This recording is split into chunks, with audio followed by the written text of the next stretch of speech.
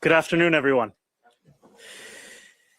The great W.E.B. Du Bois once said, "We should measure the prosperity of a nation not by the number of millionaires, but by the absence of poverty and the prevalence of health." By that measurement, our city is anything but prosperous.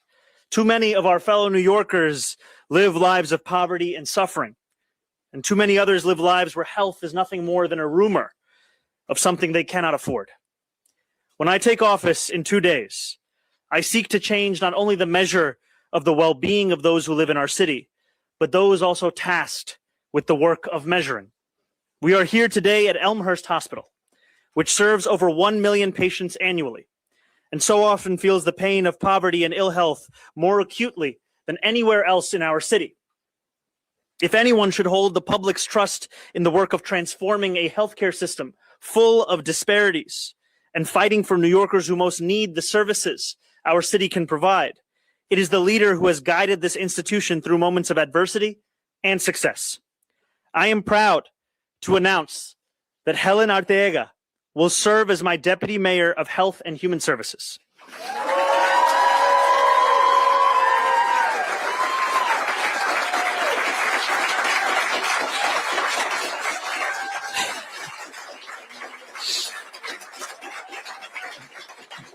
Helen has served as CEO of New York City Health and Hospitals Elmhurst since February of 2021, the same hospital that saved her and so many other New Yorkers' lives during COVID.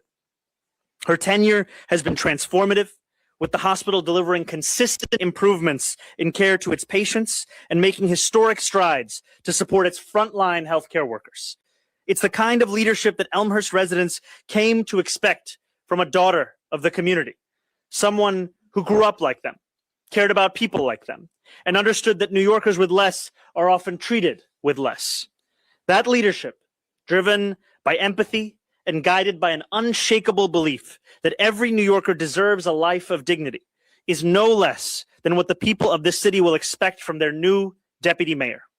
As Deputy Mayor for Health and Human Services, Helen will have incredible power to make our city healthier and more prosperous. This is work which will demand all of government coming together, which is why I'm thrilled to also announce my Corporation Counsel today, Steve Banks, a name that many of you will be familiar with. Steve's legacy of service is second to none. As the former Attorney-in-Chief of Legal Aid, Steve helped some of the most vulnerable New Yorkers get back on their feet. And as the Commissioner of the Department of Social Services for 7 years under Mayor de Blasio, Steve overhauled our shelter system, helped over 175,000 New Yorkers find permanent housing, and fought for low-income tenants. There is a reason that after leaving office, he was described as the most effective social services director in New York City history. His reputation as a champion of those otherwise forgotten is recognized across the city. I am grateful to him for returning to public service. As New York's Corporation Counsel, he will be our city's lawyer, managing hundreds of attorneys and representing our city in court. It is an incredibly important role with wide-reaching and far-reaching implications, and there's no one I would rather turn to than Steve.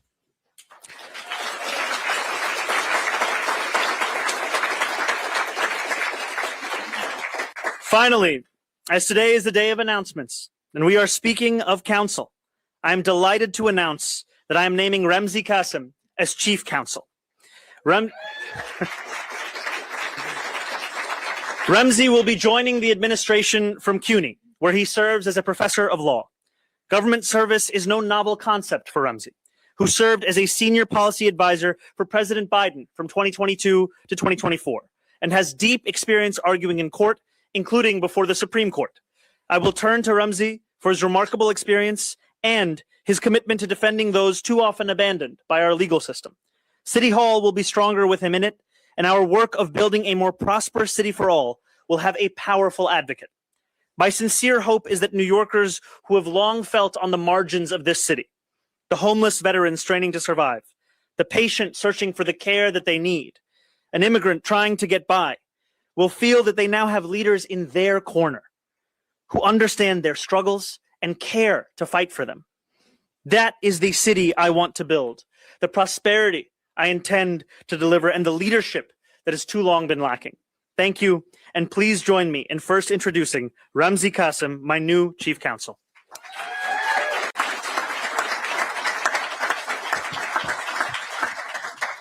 Good afternoon, everyone. I'd like to begin by thanking the mayor-elect for what feels both like a privilege and a calling, frankly, an honor and a call of duty to serve the city that I've called home, the city that embraced me. I grew up in war-torn countries in the Middle East, authoritarian regimes, and New York City was really my first stable and permanent home. And this is an opportunity for me to repay that debt. I've been trying to repay that debt ever since I came to this country, ever since I immigrated. Service has been the lodestar of my career, of my professional life, whether it's service, as the mayor-elect mentioned, at the White House or at CUNY, one of the oldest and largest public institutions in our country, and specifically at a law school whose motto is law in the service of human needs, to give back to working class New Yorkers and serve their social mobility, or whether it's through the clinic and nonprofit that I founded, CLEAR, in service of clients, communities, and movements nationwide. Service is what I look to do and what I hope to do alongside the mayor-elect and his team at City Hall to defend the rights of all New Yorkers without exception, and to create space for the mayor-elect and his team, this administration, to deliver on the promises and the agenda that was so enthusiastically embraced by our fellow New Yorkers. So again, I thank the mayor-elect for this honor, and I look forward to speaking with all of you.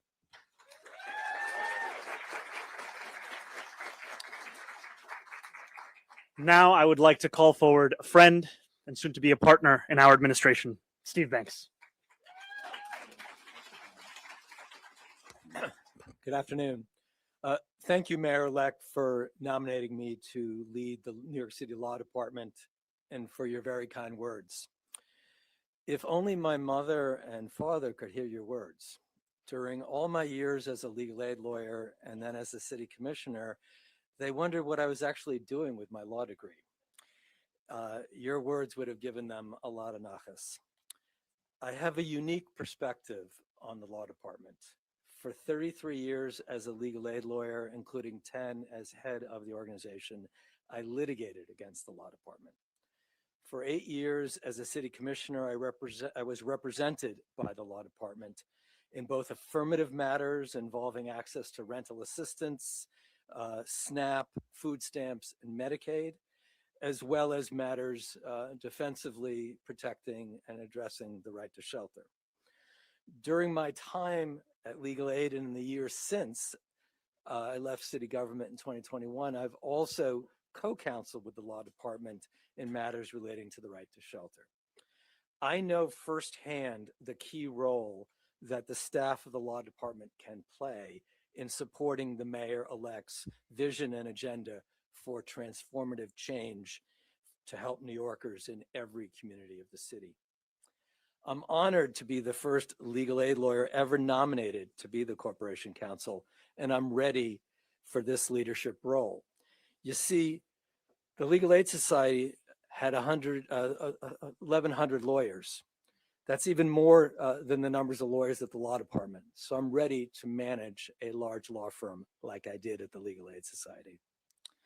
And in addition to the well-known major cases that I've litigated and handled for low-income and working New Yorkers, over the course of my 44 years as a lawyer, I've represented large numbers of individual clients whose lives have been harmed by city actions.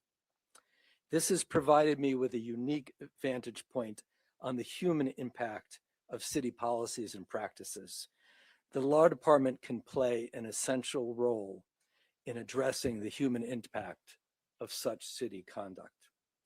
Finally, my wife of almost 40 years, who I met on a picket line, by the way, during a legal aid strike in 1982, she and I have been blessed over the past year with 2 grandchildren.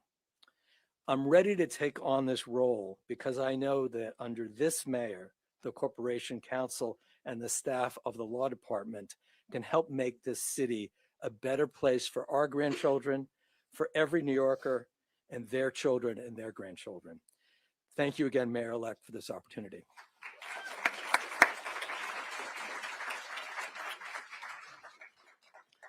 And now, our new Deputy Mayor for Health and Human Services, Helen Arteaga.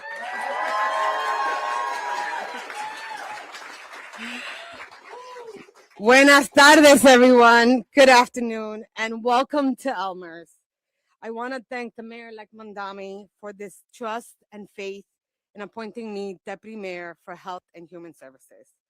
At this important moment in our city, it's not lost to me that the agency under this portfolio are the safety net for so many New Yorkers who are looking to survive or sometimes get a second chance.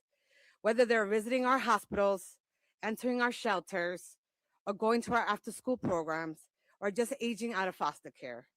It is that workforce and those providers in this portfolio that work so hard to get these New Yorkers through the hardest times in their lives.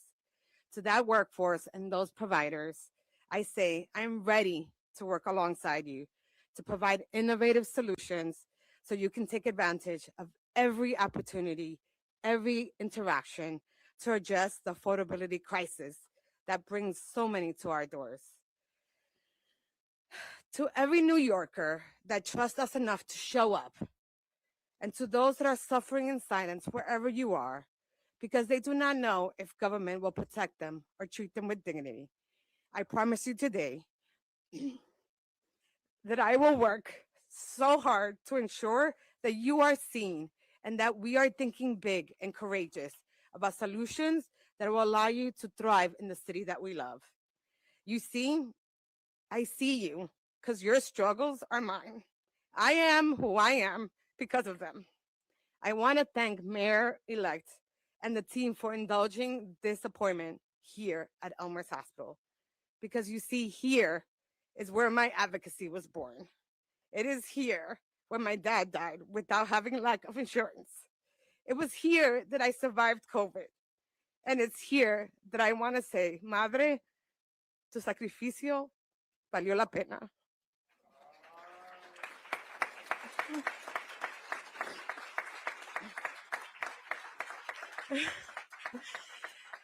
And it is here that I serve as a proud CEO for the past 5 years. Like the mayor-elect, I'm just another immigrant kid from Queens. But the two of us are ready to take everything that we learned from our culture, our families, and our upbringing to make big changes in New York City, the city that has loved us so much. So to Dr. Katz, my H&H family, and my almost strong family of 6,057, know that I'm super grateful for these last 5 years. Thank you for showing up. Thank you for learning together, for growing together, for crying together, and for overall coming together for our city. When I walk through the doors of City Hall in like 2 days, I'll be walking in with all of you inside my soul and my spirit. But now I'm ready to work on something really cool. I'm ready to work on the mayor's-elect vision and dream for New York City. Mil gracias.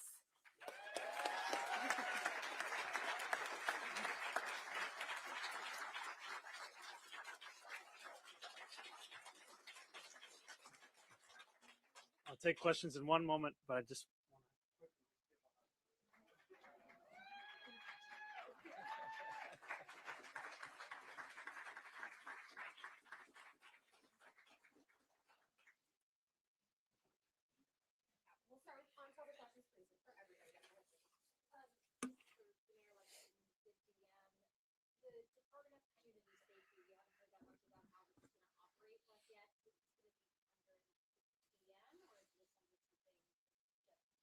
the Department of Community Safety would fall under the first deputy mayor's portfolio.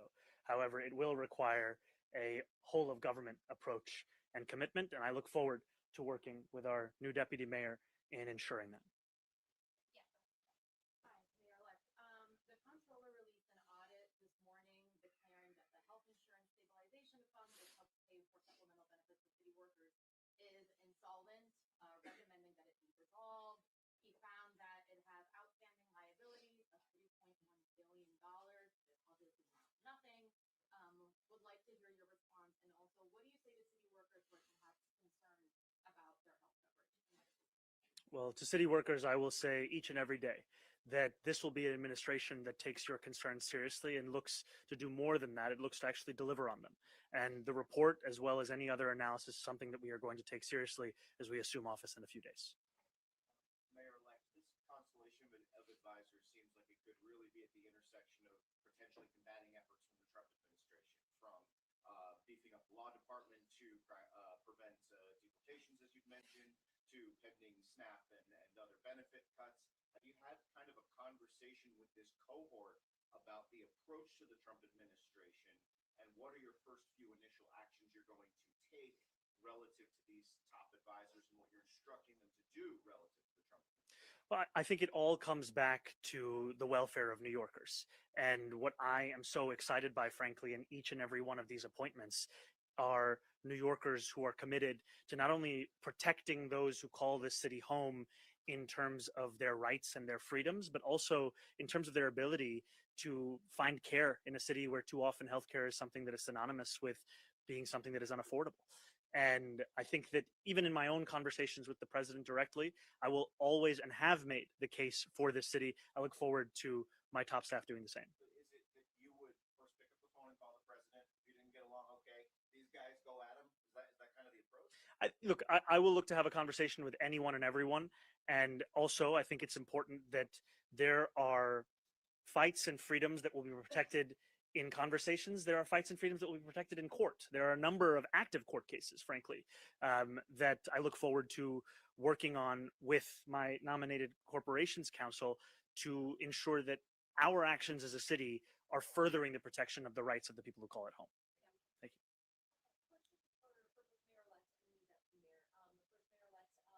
There's very limited time left before you take office. Are you planning to announce your next police cancer and transportation commissioner in the next 24 hours? Just kind of gauge where you're at with that. And then Deputy Mayor as well. Are you still going to have a role here at the hospital, or are you going to be leaving permanently? So to the first question, I'll give you the answer you don't want to hear, which is wait and see. I would not be leaving my home here at Elmhurst Hospital if it wasn't something important. And working with Mayor-elect and his vision and his dream is something that I want to do because I see the impact. But more importantly, it's going to take a lot of work, so I'm going to dedicate 100% to the vision.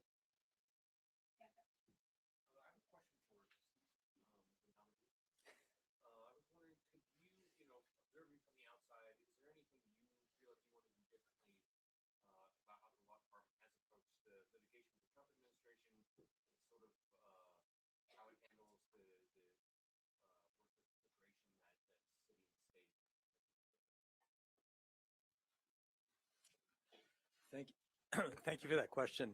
Let me take a little bit of a step back. I've been involved with leading two other institutions, the Legal Aid Society and the Department of Social Services.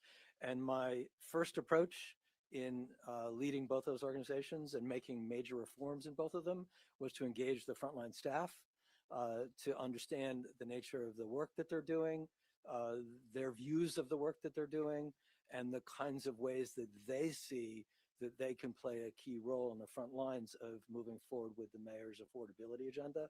So I come to the institution of the New York City Law Department with that same approach, that in order to move an institution forward, you have to engage the people who are doing the work and move forward on that basis. At the same time, the mayor's been very clear about what his vision is, what his values are, and the law department's going to be a major part of that when legal responses are needed.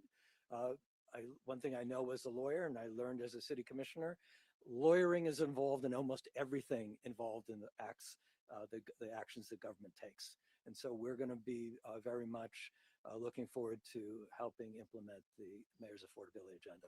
And I'll just add one thing, which is that I will demand excellence from my team, from myself, and also I will ensure that we create the conditions where that excellence is possible to deliver on. And what I mean by that is that we have seen a shortage in staffing within the city's law department, and one of the commitments in making this nomination is also to ensure that we provide that same kind of focus in the intricacies of the law department itself, the staffing of the law department, so that our nominated corporations counsel can actually do the work that we are asking of them.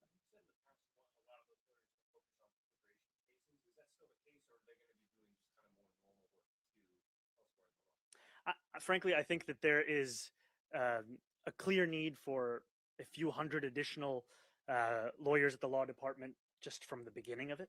And I think that the work will encompass some work in providing legal services for immigrant New Yorkers. The question of the totality of that work, I will also leave to my corporations counsel. Thank you. How's it going, Chris? Steve's position is obviously subject to council approval. Have you received any assurances from the council that they will confirm his nomination? And follow up on Joe's question. Let me do that one first. Yeah. Thank you, brother. I have been in touch with incoming Speaker Menon about the nomination of Steve Banks as our corporations counsel, and I look forward to that process. On Joe's question, you proposed on a campaign trail to hire specifically 200 new law department lawyers. When you announced that, you said that was part of an effort to kind of Trump-proof the city, to fight back against Trump administration initiatives. Is that pledge still holding? Are you going to hire those 200 attorneys? Are we going to see that in the prelim budget? And if Steve could speak a little bit to how attorneys would be deployed specifically to fight the Trump administration. That pledge is still continuing of hiring 200 additional lawyers, and it's also a pledge of thinking about what the legacy of the law department has been for decades. The law department had been on the front lines of many of the fights for equal rights across this country, but today it has been hollowed out. And this is incredibly important for us in the work that we are seeking to do in this administration, that we have a corporations counsel and a law department that is not only staffed, but is also back on the front lines as opposed to the defensive that we have seen over the last few years. No worries.